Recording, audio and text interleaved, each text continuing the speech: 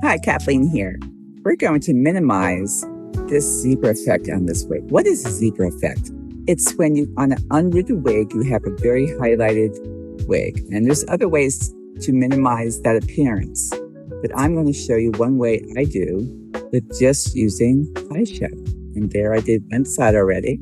So one side is not done, one side is done, and this side we're going to do together. So there's a few things you need for supplies. You need some kind of wig spray or anything that's going to give a little tooth to your wig when you add the eyeshadow to it. You need brushes, all kinds of brushes, different shapes. Not some dense ones like this work really, really well when you want to get in there and just do an area. But I have a palette I use, not often with me. Lots of ones you can work on. And I also would say don't use any kind of glitter eyeshadow. I mean, I should have to say that right.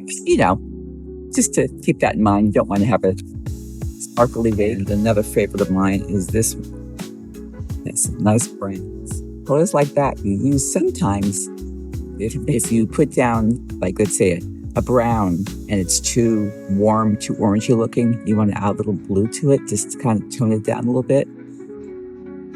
So that's the blue comes into play there. That's pretty much it. So let's get going on it, huh? Get this thing done.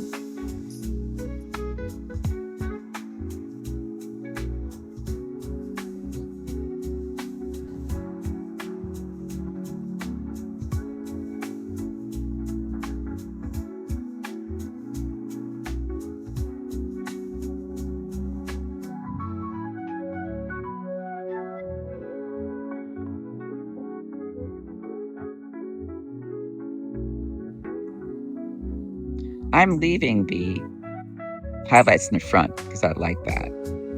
Okay. There we go.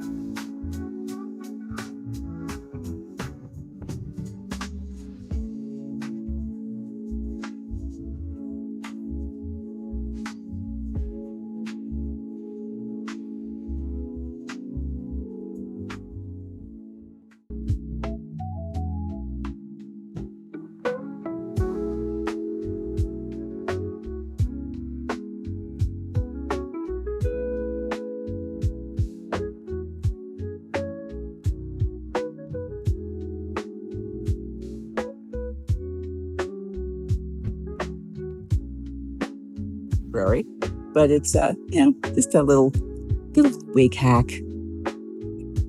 Take care.